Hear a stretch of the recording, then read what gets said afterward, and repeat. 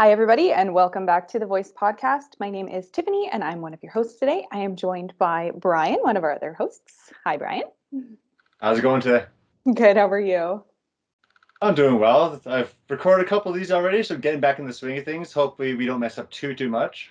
Yeah, I think we'll be okay. And our special guest of the day is Ben Prayer. Hi, Ben. How are you?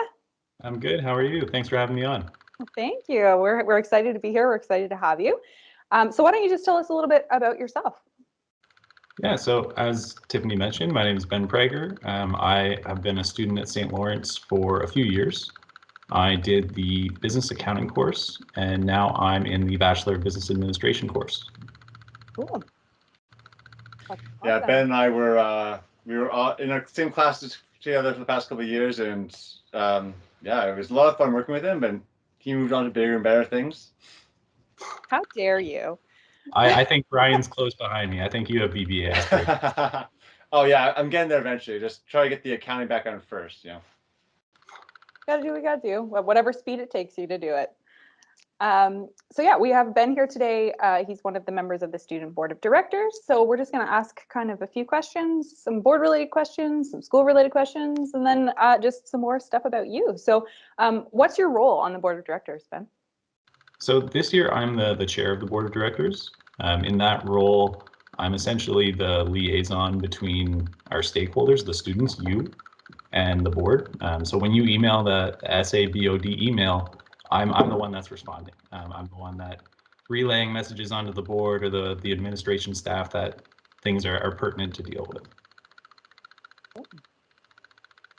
So if you guys have any complaints about anything, don't worry. Ben's reading all of them. I do. Yeah, so maybe complain a little more. Is that what we're trying to say? Yeah. If So it's necessary, yeah. So what's your favorite part about serving on the board? I think it's really just seeing inner workings to how the college and its sort of related parties work. There's a lot that goes on behind the scenes that as a student you're sort of unaware of. It's very easy to think of things in sort of this linear way, but oftentimes it's this jagged trajectory to accomplish certain tasks. So I'd say that's probably one of the most interesting things. That and working with students that are from different programs than myself. It's very easy to get sort of isolated in your little bubble. Like when I was in accounting, majority of my friends were accounting students. But in this, you get to sort of see a more diverse background in their views and what they need from representation. yeah, I totally agree. I think seeing kind of behind the scenes of like, you see these finished products when you're a student, and you don't really think about the inner workings. And then understanding what it actually took to get there and how much input is coming from all these different levels, I think is fascinating. So in your role as chairman, I know last year you were also serving as the treasurer, I believe, right? Um, do you have any goals you're hoping to achieve this year? Anything you'd like to see enacted or anything you'd like to see changed in any meaningful way? Honestly, I'd really like to see more done with the EDI committee. I know we formed that committee last year. The college has been pushing a lot of EDI initiatives, and we'd like to work sort of concurrently with those initiatives. But as far as things that I'm really excited to see, it's getting to see the students. I'm excited to get back on campus because there's essentially 2 years of students that I've never met. Unless you're in one of my classes, Yeah. our paths didn't likely cross. For sure. So I'd say that's a big one. Cool. Yeah. So just in case anybody doesn't know, what is the EDI? Equity, diversity, inclusion.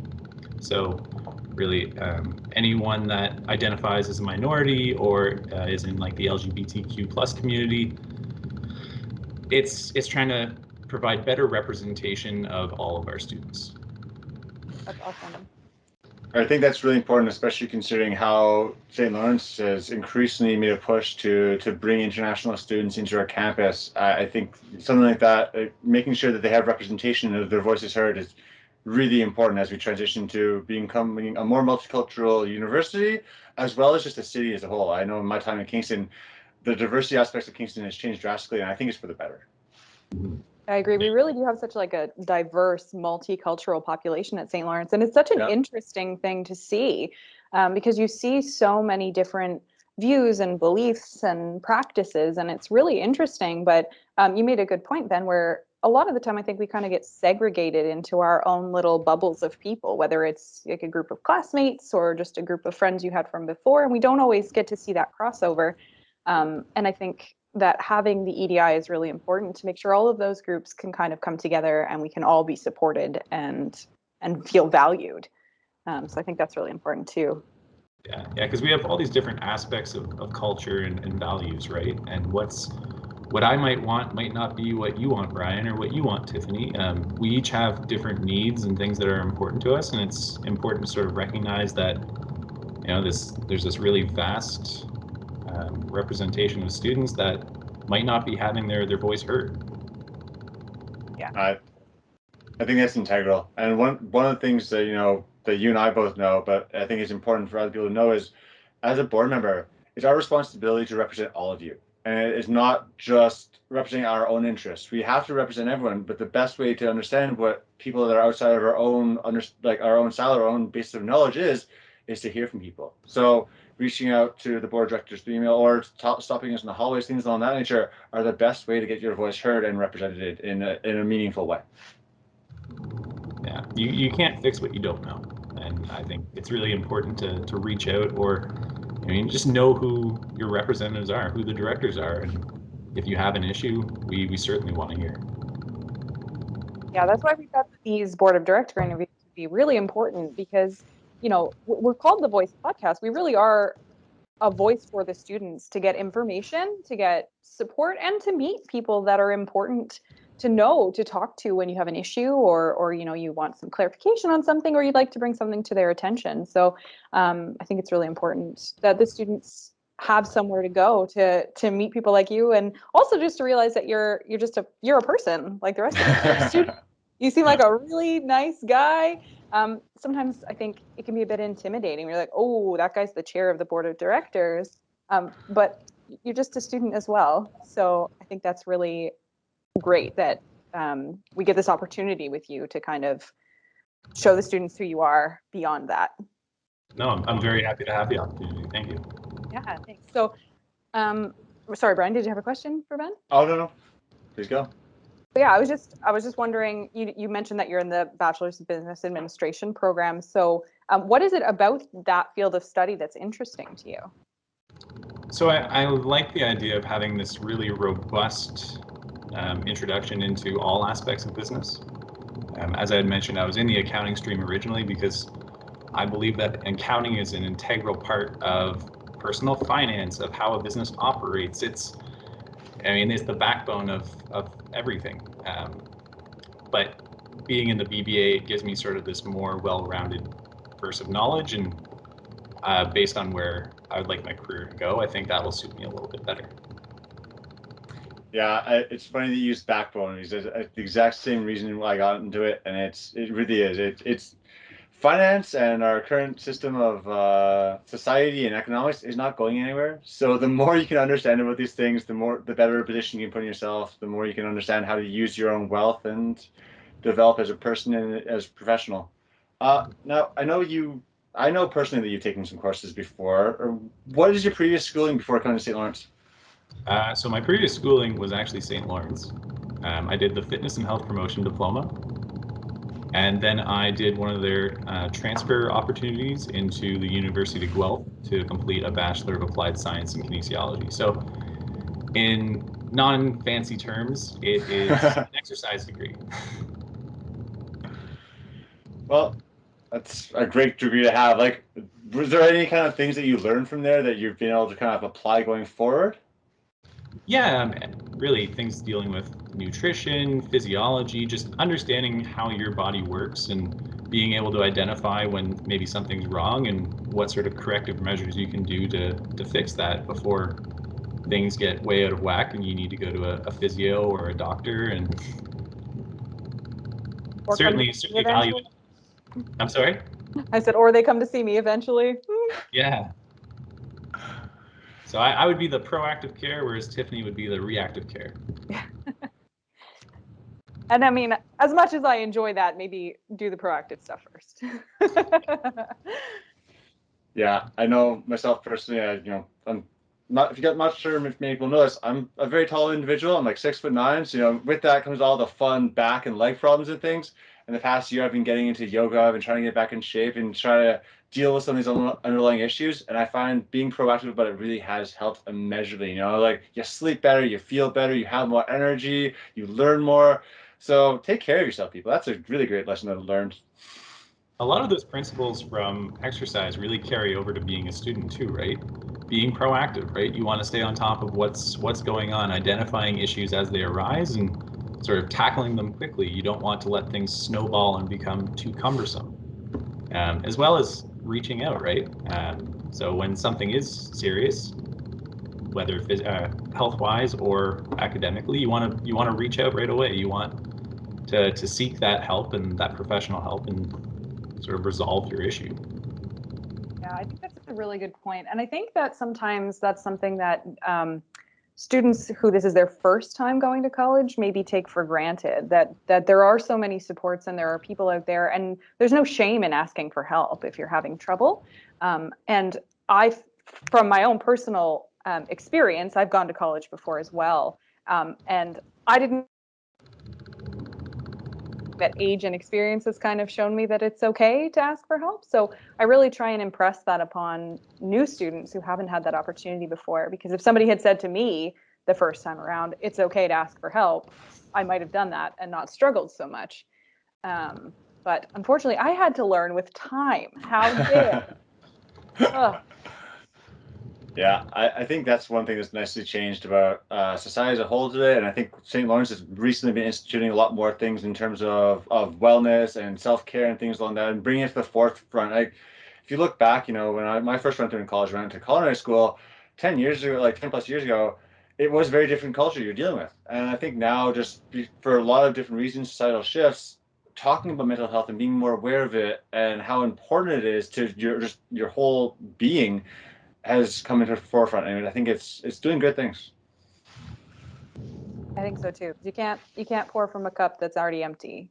You I can't like give that analogy. enough to like, you can't give enough of yourself to your schooling and working really hard at your future career if you've got nothing left to give.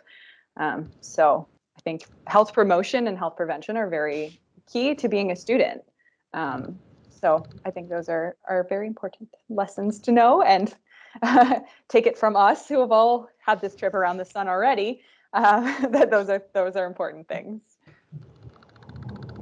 Very true. So this has been a great conversation. I think we're running a little bit long, so why don't we get into some just kind of basic questions about you, Ben, and we'll kind of rifle through these. So, looking at you, my man, what's a talent that no one could guess by looking at you? Oof. I play piano. Okay. So kind of a funny story about that. I ended up with some time on my hands, sort of early 20s, and I'd taken piano lessons when I was younger, and I thought, you know what better use of my time than to learn it or relearn a skill. And so I started taking piano lessons, and the teacher I had, she was great. And over time, she recommended that I participate in their recital. Okay. And, I was hesitant and ultimately ended up doing it. I told my parents, I told my girlfriend, who's now my wife at the time, about it, and they all came. Well, I show up, it's all children. So I played the Beatles, Here Comes the Sun. I was probably older than everyone by a good 10 years. Yeah. And I had a blast. So playing the piano, that's one thing I don't think a lot of people know about me. Really cool. That's a fun skill to have too. Yeah, I'm not great at reading music, but it's one of those things like any skill. You practice, you get better, and Yeah, slowly over time, you're better for it. for sure. It's relaxing too. I'm very like musically inclined myself. I'm an amateur piano player, but I like singing and acting and dancing and all that kind of stuff. So I find it a very therapeutic activity that kind of takes you away from the stress of life. It brings you right back to that self-care. Yeah. Yeah, exactly. All right. Do you have any pets? I do. I have 2 dogs. I have an Australian Shepherd named Roxy, and I have a pug named Pippa. There's actually a little picture of Pippa back there. Aw. So cute. I mean, that leads to the integral discussion. I'm guessing you're on team dog, not team cat. You know what? I wouldn't really say I'm on a team. Oh, My dad Excellent. had cat allergies, so we never had a cat growing up. But I've met a lot of really cool cats. I like when they're more kind of affectionate, like a dog. Like they'll come and they're just sort of nice. But at the same time, I can appreciate some of those more damning characteristics in cats. Yeah. Yeah. Yeah, Tiffany and I both have cats, and I think we could both say that they have a lot of personality once you get to know them. I had a cat once, his name was Guinness, and I loved him because he was like, I call him a cat dog because then he would fetch straws and things. So I had like the best of both worlds. You don't have to take him for walks, he exercises himself, but then you get all the love and the affection. So it was perfect. Yeah. Unfortunately, with cats, it's a bit of a grab bag in terms of like what you're gonna get. Like I have 3 cats. One is very affectionate, very cuddly, totally adorable. One is scared of her own shadow, but acts a bit like a dog. She likes to fetch pieces of plastic. The other one has about 2 brain cells to rub together. It's very cute. So he's got that going for him at least. That sounds adorable. So we'll finish with this, Ben. What popular food item or dish that most people like would you like to banish off the face of the earth? Anything with olives. I'm not a big olive guy. Oh, Yeah, I could take it or leave it. Give me. I know this will be controversial, but the one I want to keep is pineapple on pizza. But anything with olives, they can go. that makes up for your olive comment. I'm fine with this then. Like, yo, Hawaiian pizza is delicious. I'll rock with that forever. I will banish the olives, but no go on the Hawaiian pizza. I will buy frozen Hawaiian pizza and add more pineapple. Strong man right there. I love it. That's hardcore. Okay. Okay, well, I think it's been a great conversation. I think it's really great for people to be able to get to know you a little bit better, Ben, and hopefully feel more comfortable about, approaching yourself or myself or any of the other board members when they see us or reaching out. We thank you so much for your time today. Tiffany, you've been fantastic as a host as always. Thank you so much, Ben, for joining us. This is awesome. Yeah, I love the opportunity. I love getting to sort of share my thoughts with you.